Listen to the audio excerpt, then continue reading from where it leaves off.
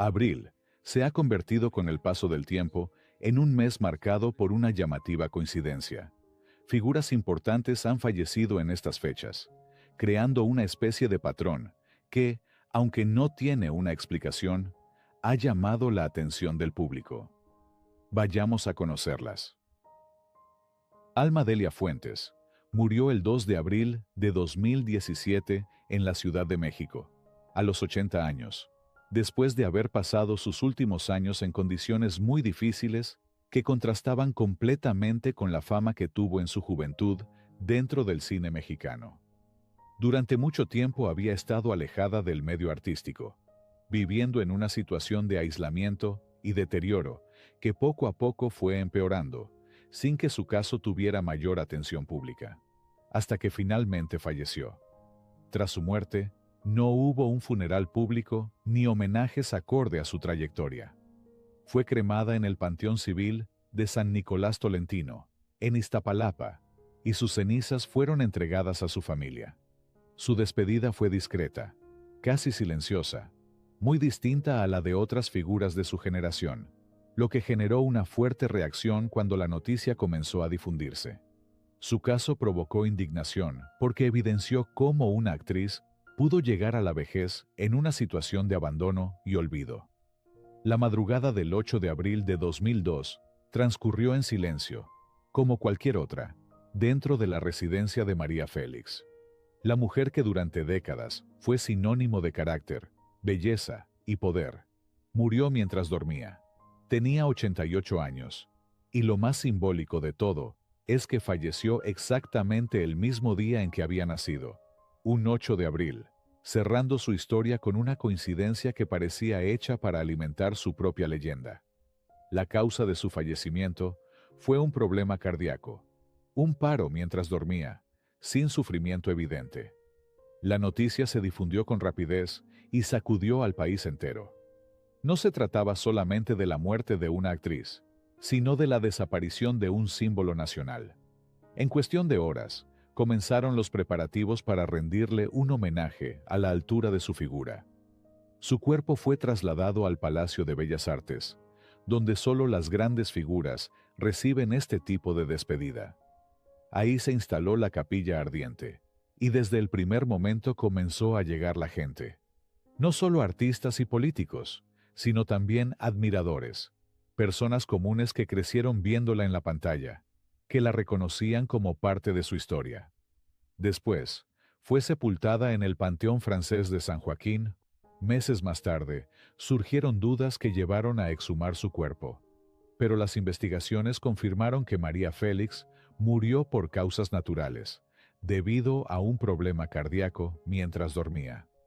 La muerte de Dolores del Río no fue un hecho repentino, sino el desenlace de un largo y silencioso deterioro físico que se fue agravando con el paso de los años. Hacia finales de la década de 1970, su salud ya mostraba señales preocupantes. En 1978, fue diagnosticada con osteomielitis, una infección ósea delicada, y además padecía artritis, lo que limitaba cada vez más su movilidad. Sin embargo, el golpe más severo llegó en 1981, cuando se le detectó hepatitis B. A partir de ese momento, su estado comenzó a deteriorarse con mayor rapidez. Durante sus últimos años, Dolores del Río pasó largos periodos bajo atención médica, alternando entre hospitalizaciones y cuidados en casa. Finalmente, el 11 de abril de 1983, a los 78 años de edad, Dolores del Río falleció en su residencia de Newport Beach, en California. Tras su fallecimiento, su cuerpo fue cremado, y sus cenizas fueron trasladadas a México, el país que la vio nacer y donde consolidó gran parte de su legado artístico. Inicialmente, fueron depositadas en el Panteón Francés de San Joaquín, en un espacio familiar. Con el paso del tiempo, el reconocimiento a su trayectoria llevó a que sus restos fueran trasladados a un sitio aún más simbólico: la Rotonda de las Personas Ilustres, dentro del Panteón Civil de Dolores, donde reposan figuras fundamentales de la historia y la cultura de México. La vida de Lorena Velázquez llegó a su fin el 11 de abril de 2024, a los 86 años, en la Ciudad de México, después de atravesar un periodo de salud cada vez más delicado. A lo largo de su vida, había sido fumadora, un hábito que con el tiempo afectó su sistema respiratorio. En la etapa final, los problemas respiratorios se intensificaron y se combinaron con complicaciones derivadas de la presión arterial, lo que terminó por deteriorar aún más su estado físico. Finalmente, Lorena Velázquez murió de manera tranquila en su domicilio, mientras dormía. Su partida fue discreta, en un entorno íntimo, y su despedida reflejó esa misma tranquilidad, dejando atrás el recuerdo de una actriz que marcó una época dentro del cine mexicano. La vida de Julio Alemán llegó a su final el 11 de abril de 2012, después de varios meses en los que su salud se fue deteriorando de manera evidente. Desde finales de 2011, se había hecho público que padecía cáncer de pulmón, una enfermedad que comenzó a debilitarlo poco a poco, obligándolo a reducir su actividad profesional y a mantenerse bajo constante atención médica. En sus últimos días, su estado se complicó aún más debido a una infección en las vías respiratorias, lo que hizo necesaria su hospitalización en la Ciudad de México. El actor, que durante décadas había sido símbolo de elegancia y presencia en la pantalla, enfrentaba ahora una etapa delicada, rodeado de su familia y con el desgaste propio de una enfermedad avanzada. Finalmente, la noche del 11 de abril, alrededor de las 8, Julio Alemán falleció a los 78 años de edad. Su muerte no fue repentina, sino el desenlace de ese proceso de enfermedad que se había agravado en los meses previos. De acuerdo con testimonios de su familia, sus últimos momentos fueron tranquilos, acompañado por sus seres queridos. La mañana del 15 de abril de 1957 comenzó como cualquier otra en Mérida, Yucatán, pero en cuestión de minutos se convertiría en una de las fechas más trágicas en la historia del espectáculo mexicano. Pedro Infante, en la cima de su carrera y con apenas 39 años, abordó un avión de carga. Poco después del despegue, algo salió mal. La aeronave no logró estabilizarse y cayó a escasos minutos de haber iniciado el vuelo, desplomándose en una zona habitada de la ciudad. El avión se estrelló en el patio de una casa y de inmediato se produjo un incendio que consumió gran parte de la estructura. Junto a Pedro Infante, murieron el piloto Víctor Manuel Vidal y el mecánico Marciano Bautista, además de algunas personas en tierra que se encontraban en el lugar del accidente. Las investigaciones posteriores apuntaron a varios factores que pudieron provocar la tragedia. Se habló de una maniobra incorrecta tras el despegue y de un posible desplazamiento de la carga, lo que habría desbalanceado la aeronave. En cuestión de segundos, el vuelo se volvió incontrolable. Para cuando los equipos de rescate llegaron, el escenario era devastador. Debido a la magnitud del impacto y al fuego, la identificación del cuerpo no fue sencilla. Sin embargo, entre los restos se encontraron objetos personales que ayudaron a confirmar su identidad, como una pulsera con su nombre y sus insignias de aviador. Además, un detalle clave terminó de confirmar que se trataba de él: la placa metálica que llevaba en el cráneo, resultado de un accidente aéreo anterior en 1949. La noticia se propagó rápidamente y provocó una conmoción inmediata en todo el país. México entero quedó en shock. Las estaciones de radio interrumpieron su programación, la gente salió a las calles y el duelo se volvió colectivo. No era solo la muerte de un artista, era la pérdida de una figura profundamente querida, alguien que representaba al pueblo en la pantalla y en la música. El cuerpo fue velado primero en Mérida, donde desde el inicio se registraron aglomeraciones de personas que querían despedirse. Posteriormente, fue trasladado a la Ciudad de México, donde el funeral alcanzó dimensiones históricas. Miles de personas acudieron a rendirle homenaje, en una despedida marcada por el llanto, los gritos y la desesperación de quienes no podían aceptar su muerte. El homenaje continuó en el Teatro Jorge Negrete. Y finalmente, el 17 de abril de 1957, Pedro Infante fue sepultado en el Panteón Jardín. La vida de Jaime Fernández llegó a su final el 15 de abril de 2005 en la Ciudad de México, a los 77 años, a causa de un problema cardíaco. Se dice que murió en instalaciones de Televisa al acudir a una cita. Jaime Fernández fue una figura clave del cine de oro mexicano, hermano de Fernando Fernández y medio hermano del cineasta Emilio Fernández. Es recordado por ganar 3 premios Ariel y por su intensa labor como secretario general de la Asociación Nacional de Actores. Javier Solís murió el 19 de abril de 1966 en la Ciudad de México, a los 34 años, en un momento en el que se encontraba en la cima de su carrera. Días antes, había sido internado por fuertes dolores relacionados con la vesícula, un problema que ya venía arrastrando desde tiempo atrás, pero que había pospuesto atender debido a su intensa actividad artística. Finalmente, los médicos decidieron operarlo, realizándole una cirugía que en apariencia no representaba un riesgo mayor. Con el paso del tiempo, se popularizó la historia de que Javier Solís había desobedecido las indicaciones médicas al beber agua o comer hielo después de la cirugía, lo que habría provocado su muerte. Esta versión se volvió muy conocida, pero también ha sido cuestionada, ya que personas cercanas a él dudaron de esa explicación, y se mencionó incluso que el expediente clínico del hospital nunca fue completamente claro o accesible, lo que dejó un aire de misterio alrededor de sus últimos momentos. Su muerte causó un impacto enorme en el público. El velorio se llevó a cabo en una funeraria de la Ciudad de México y rápidamente se convirtió en una despedida multitudinaria. Miles de personas acudieron a darle el último adiós, desbordando los espacios y generando escenas de gran conmoción. Posteriormente, fue sepultado en el Panteón Jardín, donde la cantidad de asistentes fue tan grande que incluso hubo momentos de desorden, reflejando el nivel de idolatría que había alcanzado en tan poco tiempo. La vida de Mario Moreno Cantinflas llegó a su final el 20 de abril de 1993, en la Ciudad de México, después de un periodo de salud que se fue deteriorando con rapidez, aunque siempre rodeado de discreción. Durante meses, su enfermedad se manejó con mucho hermetismo, incluso para el público que lo había seguido durante décadas, sin imaginar que el final estaba tan cerca. Todo comenzó a principios de ese mismo año, cuando le fue detectado un cáncer de pulmón.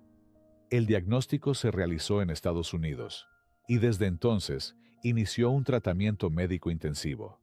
La enfermedad avanzó rápidamente. En las semanas previas a su muerte, su estado se agravó y tuvo que ser hospitalizado en terapia intensiva en la Ciudad de México. Aún así, en sus últimos días fue trasladado a su casa, donde permaneció acompañado de su familia. Ahí, en la intimidad de su hogar, Mario Moreno Cantinflas vivió sus últimas horas. De acuerdo con los testimonios de su hijo, murió de manera serena, consciente de que el final estaba cerca. No fue una muerte repentina, sino el desenlace de una enfermedad que lo había debilitado profundamente. Falleció a los 81 años, rodeado de sus seres queridos, en un ambiente tranquilo, lejos del bullicio que marcó gran parte de su vida pública. La noticia de su muerte se difundió rápidamente y provocó una conmoción inmediata en todo México. No se trataba solo de la pérdida de un actor, sino de una figura profundamente arraigada en la identidad popular del país. Cantinflas representaba al hombre del pueblo, al personaje ingenioso que con humor criticaba la realidad social, y su partida dejó un vacío difícil de llenar.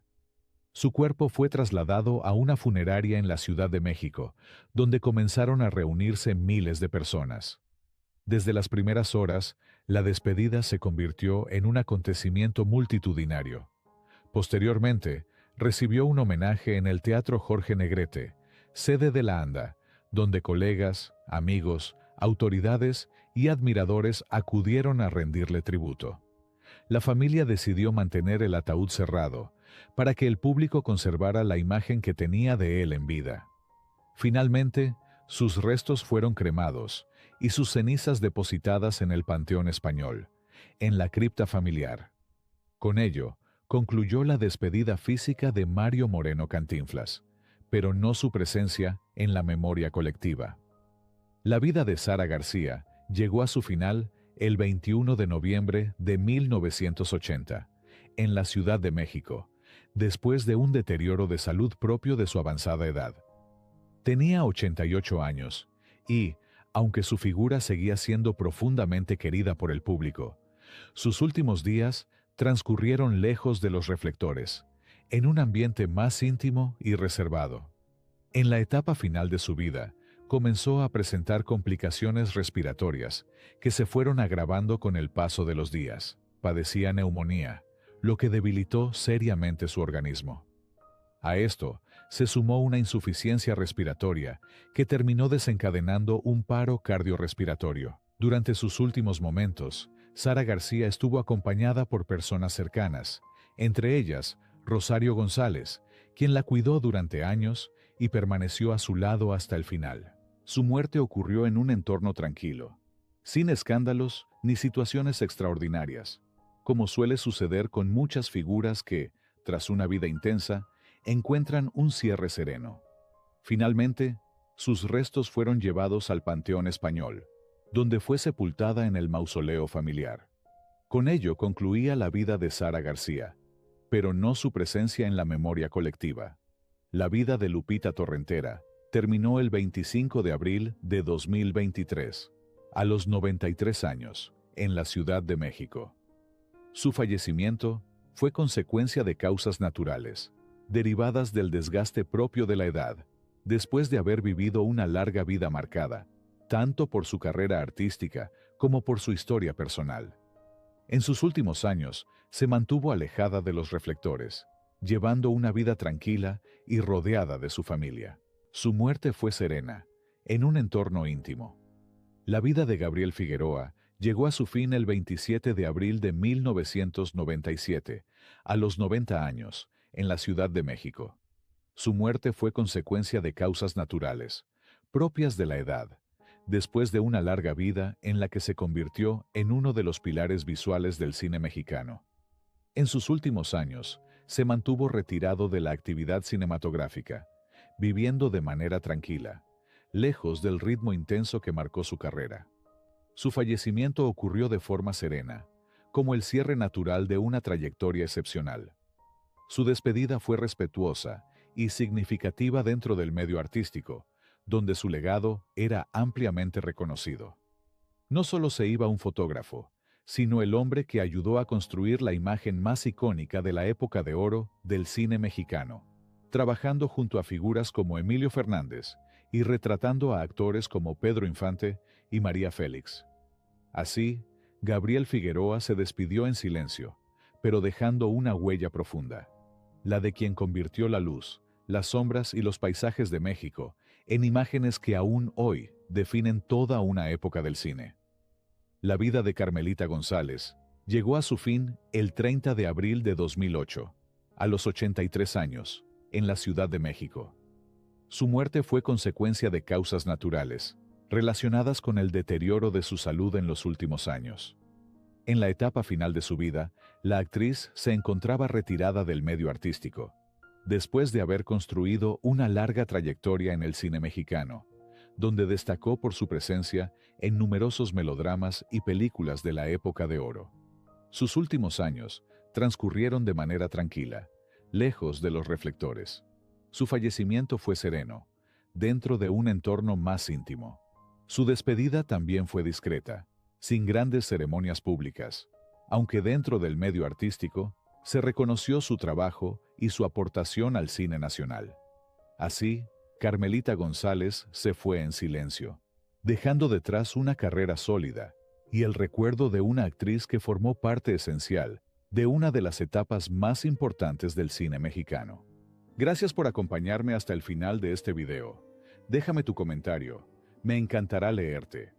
Comparte este contenido para seguir creciendo juntos y poder traerte más historias y detalles de la época de oro. Nos vemos muy pronto.